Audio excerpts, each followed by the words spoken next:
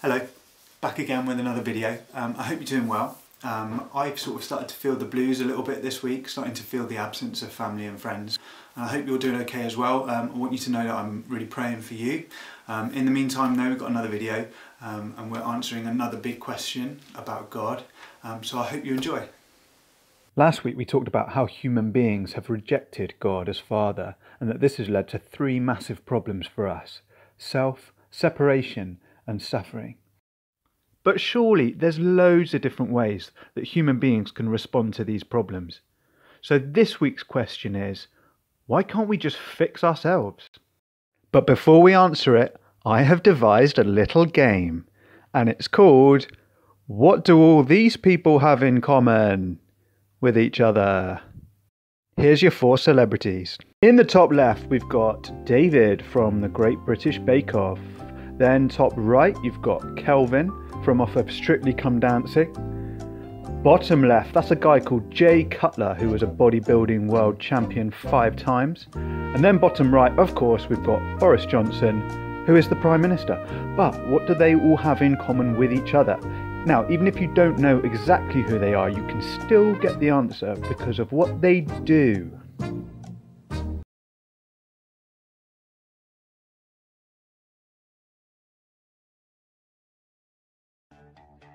You might have had all sorts of correct answers, like they're all men, but the answer I was looking for was that all 4 of those celebrities, their whole livelihood is based on other people making judgments or assessments of them.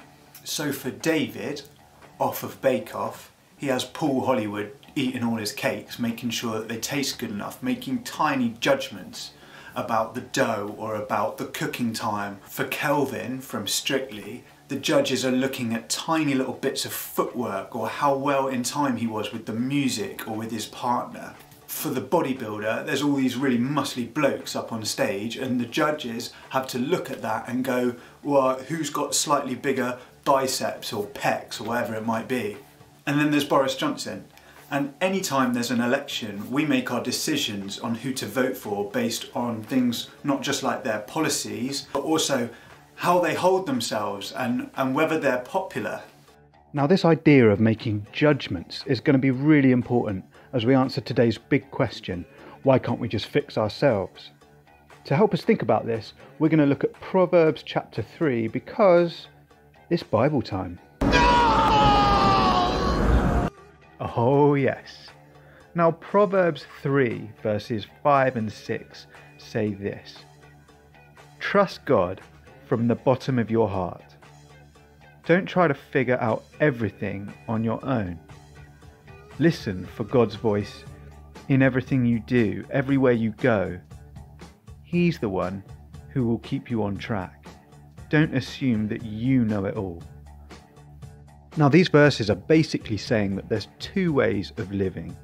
Either in relationship with God, and you can listen to His voice in everything you do, or you can live by your own judgments, trying to figure everything out just based on what you think is best for you. I think for a lot of people at first, being at the centre of your own universe sounds quite appealing, but the reality is the pressure is enormous. There are hundreds and thousands of companies and books and YouTube channels out there that all have the message that you need to fix yourself up, that you need to sort yourself out. And honestly, it's all just the same old nonsense. Do more. Do it now. Lose weight. Gain muscle. Find the relationship that's perfect for you. Organise your time. Read more books. Learn a language. Get more Instagram followers. Make a plan for your life. Go on a diet. Travel more. Spend less money. Spend less time on your phone. Spend more time meditating. Spend more time outside. Spend more time with your friends. Spend more time studying. Spend more time getting new skills. Spend more time getting fit. Spend more time on your brain, your body, your past, your present, your future. But don't get stressed. Listen, it was never supposed to be this way. St. Augustine said, "You have made us for yourself, O Lord, and our hearts are restless until they rest in you." Whatever we're looking for, is found in him. We often think of sin as being like a big book that God keeps up in heaven of all the bad things that we've ever done, like when you lied to your mum when you were 9, or when you moaned about doing the washing up the other week. That's kind of part of it, but there's a bigger story than that. Because as we learnt last week, the real problem is that we've put ourselves at the centre. We love ourselves more than we love God. Did you catch that? We love ourselves more than we love God. And that is the real problem of sin. It's impossible to put into words how this must make God feel. Watching his cherished children, who he has made and who he loves, turn from him and end up in all of this confusion and in all of this mess. Sometimes I look at the way that humans treat each other and the way that we treat the planet, and I think God would be well within his rights to wash his hands of us, to never bother with us ever again. But that has never been God's way. And in the person of Jesus, God himself walks the earth again face to face with people as he did in the beginning. He lives a perfect life and then he dies. Romans 5 verses 1 and 2 say we have peace with God through Jesus, by whom we also have access to God. So Jesus has done two incredible things for us. First of all, he has set us right. He has taken the punishment for all of the bad stuff that we've ever done. But possibly more incredible than that, he's also restored us to the Father. So we are back in the family of God.